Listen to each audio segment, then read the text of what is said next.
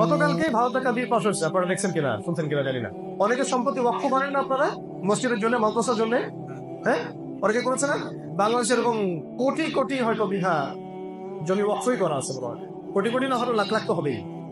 এত এত বিঘা সম্পত্তি মানুষ ওয়াকফ করে দিয়েছে মসজিদের জন্য, মাদ্রাসার জন্য, এতিমখানার জন্য।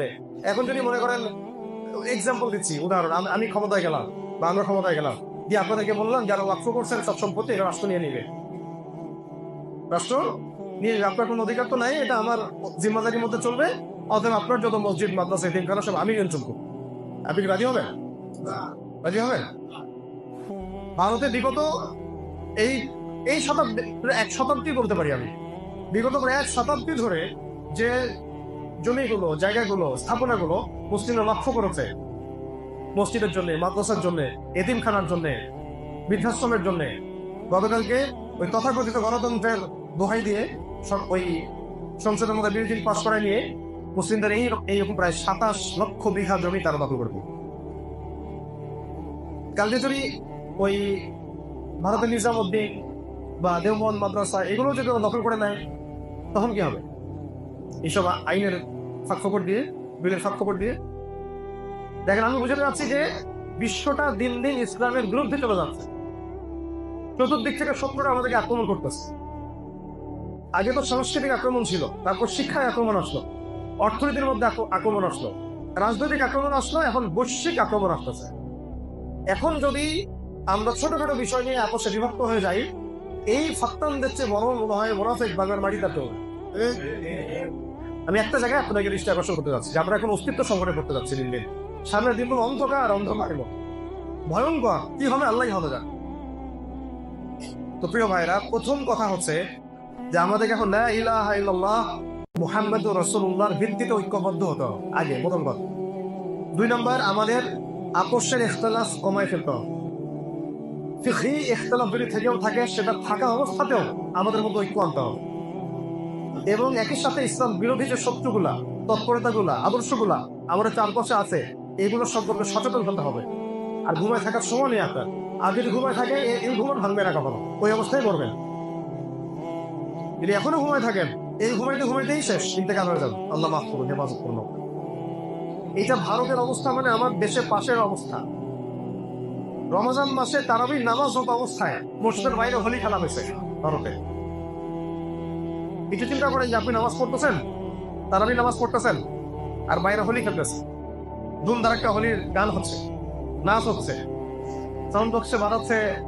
আমাদের ভাইরা রাস্তা দিয়ে হেঁটে গেলে জোর করে রং লাগাই দিচ্ছে। বন্যা হেঁটে গেলে আপনার বলতে যদি কেউ রাস্তায় জোর করে রং লাগাই দেয়, বাটিতে করে রং ঢেলে দেয় গায়ে, আপনার কেমন লাগে বলেন? আমরা মাকে লাগাই দিলে কেমন লাগে বলেন? আমারও তো মেয়ে আছে, আমার তো মা আছে, আপনার তো স্ত্রী আছে, আমাদের নাই বলুন? আমাদের স্ত্রী সন্তান মায়েরা যদি রাস্তায় বের হয়, গায়ের মধ্যে রং লাগাই দেয়, একজন তো প্রতিবাদ করছে, ওই মেয়েটাকে নগ্ন করে পিটাইছে। এগুলো উগ্রতা না? এগুলো সন্ত্রাসবাদ না? এগুলোর বিরুদ্ধে কথা বললে আমরা জঙ্গি হয়ে যাবো? এগুলোর বিরুদ্ধে কথা বললে আমরা হবো বলবাদী? এগুলোর বিরুদ্ধে আওয়াজ তুললে আমরা হবো সাম্প্রদায়িক? বাংলাদেশে কোনো হিন্দুর সাথে এমন আচরণ করা হয়েছে? অনেক, আপনারা মনে সাক্ষী দেন, বাংলাদেশে কোনো খ্রিস্টানের সাথে আচরণ করা হয়েছে? কোনো বৌদ্ধের সাথে, কোনো ইহুদির সাথে? আমাদের চেয়ে তো, মানে আমাদের চেয়ে ভালো মুসলিম আমার তো মনে হয় বাংলাদেশ সারা ওয়ার্ল্ডের খুব কম জায়গাতে আছে। এত শান্তিকারী মুসলিম, নিজের মাই খেলেও কাউকে মারে নাই, বলে না। সাতবার গণহত্যার পরে কি মানুষরা গিয়ে সংসদ ভবন ধ্বংস করছিল? তারপরে মানুষ বলছে ওরা নাকি রং দেখে শুয়েছিল। যারা মরছে তাদের উপরই তো মামলা দিছে, যারা মরছে তাদের পরিবারের উপর মামলা দিছে, একটার পর একটা। মানুষ কি রাস্তাঘাটে নেমে একেবারে আন্দোলন চালাইছিল? তারপরেও এত শান্তিকামী বাংলার মুসলিম, এত শান্তিকামী। আপনারা চিন্তা করেন, রমজান মাসে এরকম একটা অবস্থায় আমাদের ভাইরা নামাজ পড়ছে পাশে, আমাদের দেশের পাশে, তখন কি ওই নামাজ হতো অবস্থায় এটা খুব জরুরি বিষয় হবে? 8 টাকা করবে না, 20 টাকা? নাকি ওদেরকে প্রতিহত করাটা ভুল চিন্তা হবে? বলে এতটুকু কমন সেন্স যদি আমাদের না আসে, তাইলে আমরা ধ্বংসের দাগ প্রাপ্ত দাঁড়ায় আছি। আমার এতগুলো কথা বলে বেশ হচ্ছে, আপোষের ভেদাভেদ গুলো বলে একটা উম্মাহ হন, একটা জাতি হন। মনটাকে বড় করেন, সাম্প্রদায়িক করেন না, ছোট করেন। এই যে মনের প্রশস্ততা নিয়ে আসেন, অন্য মুসলিমকে ভাই ভাবতে শুরু করেন। আকীদা যাদের সাথে মিল আছে তারা আমার ভাই, লা ইলাহা ইল্লাল্লাহ যার সাথে মিল আছে সে আমার ভাই। মুহাম্মদ রাসূলুল্লাহ মিল আছে সে আমার ভাই। ইরাদা রিশতা ক্যা লা ইলাহা ইল্লাল্লাহ, এটাই মূল কথা। এর কথা হচ্ছে আগে আমাদেরকে সচেতন হতে হবে, আমাদের শত্রুদের ব্যাপারেও আমাদেরকে সচেতন হতে হবে। আপনারা কি মনে করছেন এটা শুধু ভারতের অবস্থা? কাশ্মীরের অবস্থাও সেই। ইন্টারনেট বন্ধ করে দিয়ে, ইলেকট্রিসিটি বন্ধ করে দিয়ে বিগত প্রায় 50 বছর থেকে ভাইদেরকে এভাবে মারা হচ্ছে, জুলুম করা হচ্ছে, বোন থেকে ধর্ষণ করা হচ্ছে। বলতে গেলে তো ঘন্টার পর ঘন্টা লাগবে। চীনের অবস্থাও সেই, উইঘুর ভাইদেরকে এভাবেই নির্যাতন করা হচ্ছে। সিরিয়াতে যুগের পর যুগ বাশার আল আসাদ এই কাজ করছে। এরপর আল্লাহ পাকের রহমতে এখন আহলে সুন্নাহ ওয়াল জামায়াতের হাতে ক্ষমতা আসছে। আফগানিস্তানে এরকম প্রায় 40 বছর তারা এরকম জুলুম করার চেষ্টা করছে। পৃথিবীর সবচেয়ে বড় সুপার পাওয়ারদেরকে তারা নিয়ে আসছিল। সেখানে কি আমেরিকা শুধু একা আসছিল? আমেরিকার সাথে ব্রিটেন আসছে, ফ্রান্স আসছে, ইতালি আসছে, জার্মানি আসছে, সমস্ত ন্যাটো শক্তিরা আসছে। তারপর আলহামদুলিল্লাহ আমাদের ছাত্র ভাইটাকে তারা ঠেকাইতে পারেনি। ওদের হাতে মাইল খেয়ে এখান থেকে পালাতে হচ্ছে। আমাকে বলেন, বাংলার মুসলিম জনগণকে এগুলোর জন্য প্রস্তুত? যেটা যেটা আগামীকাল হলে আপনি প্রস্তুতি গ্রহণ করবেন, সেটার জন্য আপনি আজকে কেন প্রস্তুতি গ্রহণ করবেন না? আমি একটা এক্সাম্পল দিচ্ছি। ওই হোলির ঘটনাটা, তারাবির নামাজত অবস্থায় মসজিদে হামলা, মসজিদ ভাঙচুরও করা হয়েছে। এবং বিগত প্রায় 10 বছরে এই মোদী গভর্নমেন্টের আন্ডারে অনেক মুসলিম স্থাপনা ভেঙে গুড়িয়ে দেওয়া হয়েছে। তার মধ্যে একটা বাবরি মসজিদ আছে না? আমাদের দেশে যদি এরকম হতো তাহলে আমরা কি প্রতিবাদ করতাম কি করতাম না? তাহলে আমাদের দেশের অভ্যন্তরের সমস্যা যেগুলো, যেমন কাদেরী মুভমেন্ট, তারপরে সুদী এনজিওর তৎপরতা, তারপরে ধরেন যে হারামখোরদের হারাম বাণিজ্য, হারাম ফাইন্যান্স, জাইনিজদের চা, পশ্চিমাদের চা, তারপর ভারতের আগ্রাসন, ওইদিকে পার্বত্য অঞ্চলে দেখবেন ওই কুকিচিং একটা ফ্রন্ট গঠন করছে। তারপরে অনেকেই আমাদেরকে নিয়ে পলিটিক্স করতেছে, বাংলাদেশটাকে নিয়ে এটা উর্বর জায়গা, এটা নিয়ে আল্লাহ পাকে কোনো প্ল্যান আছে ইনশাআল্লাহ ভবিষ্যৎ। বাংলাদেশ এমন একটা জায়গা, খেয়াল করে দেখেন, বিশ্বের মধ্যে তৃতীয় সর্বোচ্চ মুসলিম প্রধান দেশ। নিশ্চয়ই এটাকে নিয়ে আল্লাহ পাকে কোনো পরিকল্পনা আছে। এবং আমরা গাজওয়াতুল হিন্দ নামক শব্দও জানি, শব্দটা আমার জানা আছে, হাদিসের মধ্যে দলিল আছে। আল্লাহ পাকের তো কোনো প্ল্যান অবশ্যই আছে। এখন হচ্ছে আমাদের অভ্যন্তরে এই যে পুরো সমস্যাগুলা, খেয়াল করে দেখেন, ইসকন ইস্যু আছে, এটাও মাথায় রাখার। ওই যে আমাদের আলিফ, অ্যাডভোকেট আলিফ, যাকে চট্টগ্রামের রাস্তার মধ্যে পিটায় কোপায় হত্যা করা হয়েছিল, মনে আছে? আমরা কি কোনো প্রতিবাদ করছি? আমরা কি তাদের স্থাপনা ভাঙচুর করছি? আমরা এরপরেও শান্তি শৃঙ্খলা স্থিতিশীলতার পরিচয় দিচ্ছি।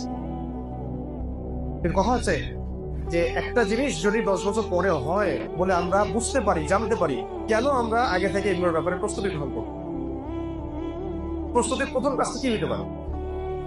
কিসের ভিত্তিতে আমরা জয়লাভ করবো? মানে প্রস্তুতি মানে কি? এই পুরো বৈশ্বিক জিহাদে, বৈশ্বিক এই ব্যাটলটাতে, এই কনফ্লিক্টে আমাদেরকে জিততে হবে। এই তো আমাদেরকে জিততে হবে, মুসলিমদেরকে জিততে হবে। এবং আমরা যেভাবে নবী সাল্লাল্লাহু আলাইহি ওয়াসাল্লামের যুগে শক্তিশালী ছিলাম, সাহাবীর যুগে শক্তিশালী ছিলাম, তাবেঈনদের যুগে শক্তিশালী ছিলাম, বিগত প্রায় 1200 বছর আমরা ওয়ার্ল্ডকে শাসন করছি, ওই জায়গায় আমাদেরকে আবার যেতে হবে। এটা তো আমার মিশন। এখন উল্টা অবস্থা দেখছি যে না, সারা বিশ্ব মিলে আমাদেরকে চেপে ধরতেছে। তো আমরা যদি এই লড়াইটাকে এড়াই যেতে চাই, আপনি এড়াইতে পারবেন না। একটা অনিবার্য লড়াইয়ের দিকে তারা আপনাকে ছেড়ে দিবে। কারণ যেহেতু আপনার শত্রু আপনাকে মারার জন্য প্ল্যান করে রাখছে, আপনি কয়দিন পালায় বাঁচবেন সেটা আমাকে বলেন। এটাই তো পয়েন্ট। ধরেন যে আপনি একা, আর এখানে 10 জন, চারপাশে 10টা শত্রু আছে।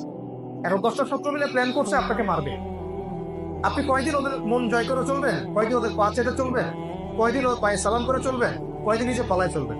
একদিন না একদিন তো ধরবেই আপনি। কমন সেন্স কি বলে, ধরবে কিনা? যেহেতু ওরা ডিটারমাইন্ড যে তারা আপনাকে গ্রাস করবে। এটা আমি নিজের মাথা থেকে বলতেছি না, নবী করিম সাল্লাল্লাহু আলাইহি ওয়াসাল্লাম হাদিসে স্পষ্ট বলছেন এই এমন একটা জামানা আসবে তোমাদের সামনে, শত্রুরা ঐক্যবদ্ধ হয়ে তোমাদেরকে এমন ভাবে মানে হত্যা করা শুরু করবে, এমন ভাবে নির্যাতন করা শুরু করবে, যেমন করে দস্তরখানায় মানুষ খাবার খেতে বসে। যেমন করে মানুষ দস্তরখানায়, ক্ষুধার্ত মানুষরা একটা দস্তরখানায় খাবার খেতে বসে, সবাই গোগ্রাসে খাবার খায় না, ক্ষুধার্ত 10টা মানুষকে বসায় দেন দস্তরখানায়, দেখে কি করে।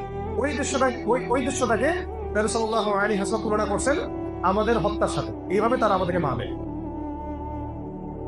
সাহাবী প্রশ্ন করেছে, ইয়া রাসূলুল্লাহ সাল্লাল্লাহু আলাইহি ওয়াসাল্লাম, আমরা কি তখন সংখ্যায় অল্প থাকবো? আমরা কি সংখ্যায় তখন অল্প হব যে তারা আমাদেরকে এইভাবে মারবে? নবীজি বলছেন, না, তোমরা তখন সংখ্যায় অল্প থাকবা, বরং তোমরা থাকবা সংখ্যায় সমুদ্রের ফেনার মতো বেশি। সুবহানাল্লাহ মতো পড়তে, তাহলে সমুদ্রের ফেনার মতো বেশি হলে মাইর খাবে কেন? ওইটাও হাদিসের মধ্যে আসছে, বলা হচ্ছে দুইটা বিষয় তোমাদেরকে পেয়ে বসবে। কয়টা বিষয়? এই দুইটা বিষয় তোমাদেরকে পেয়ে বসবে, এই কারণে তোমাদের অধঃপতন ধ্বংস না হবে। এক, তোমরা দুনিয়ার পূজায় লিপ্ত হয়ে যাবে। কিসের পূজা? এখন এই মুসলিম উম্মাহ বেশিরভাগ মানুষের একটাই ফিকির, দুনিয়া দুনিয়া আর দুনিয়া। কি খাবো, কি পরবো, কি খাওয়াবো বাচ্চাকে, কি পড়াবো, কি ব্যবসা করব, কি চাকরি করব, কি বাণিজ্য করব, এগুলো দুনিয়াবি কাজ হলেও কর্ক নাজায়েজ না। নাজায়েজ কি?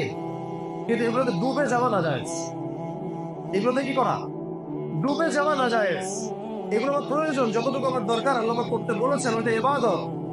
ওইটাকে আমার উদ্দেশ্য বানানো নাজায়েজ। আমার মূল উদ্দেশ্য পরকাল, ইসলাম, দ্বীন, ঈমান, তাওহীদ, রিসালাত, সুন্নাত, আখিরাত, জান্নাত, এটা আমার মূল। এক নম্বর পয়েন্ট নবীজি বললেন, তোমরা দুনিয়ার প্রতি কি হবে? আসক্ত। আসক্ত মানে কি? আসক্তি বুঝেন? আসক্তি কি? নেশা। এটা একটা কারণ। একটা কারণ হচ্ছে আল ওয়াহান, তোমাদেরকে মৃত্যুর ভয় পেয়ে বসে। মানে তোমরা কেউই, বেশিরভাগই তোমাদের মধ্যে বেশিরভাগই এটা কথা বলার উদ্দেশ্য হচ্ছে, ম্যাক্সিমাম বোঝানো হয়, বেশিরভাগই আল্লাহর রাস্তায় জীবন দেওয়ার জন্য প্রস্তুত থাকবে না। এই ভয়টা তোমাদের মধ্যে পেয়ে বসে। এই দুটা কারণে কাফেররা এইভাবে তোমাদেরকে ধ্বংস করে। আমাকে এখন বলেন তো, এই দুটা কি বাস্তব না অবাস্তব? এখন তো আমি যে পয়েন্টটাতে ফোকাস করতে চাচ্ছিলাম, যে এখান থেকে বের হতে হলে বিষয়গুলোতে যা বুঝায়, আমাদের কি এমনি এমনি আসমান থেকে মানে আল্লাহ পাক পাথর বর্ষণ করে আমাদের শত্রু থেকে ধ্বংস করে দিবেন?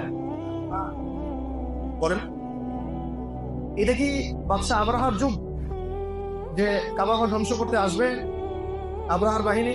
আল্লাহ রাব্বুল আলামিন আবাবিল পাখি পাঠালেন। বিগত নবী সাল্লাল্লাহু আলাইহি ওয়াসাল্লাম ইন্তেকালের পরে আজকে চলতেছে ধরেন যে প্রায় 1430 বছর, হিজরি 1446, নবী সাল্লাল্লাহু আলাইহি ওয়াসাল্লাম ইন্তেকালের প্রায় এরকম 1430 বা 40 বছর চলতেছে। সরি, 1430 বা 35 বছর চলতেছে। এই 1435 বছরে কি আবাবিল পাখি আসছে? বলেন আমাকে, বলেন।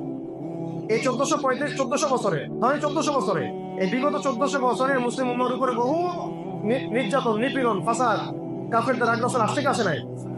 আসছে কি আসে নাই? প্রত্যেক শতাব্দীতেই আসছে।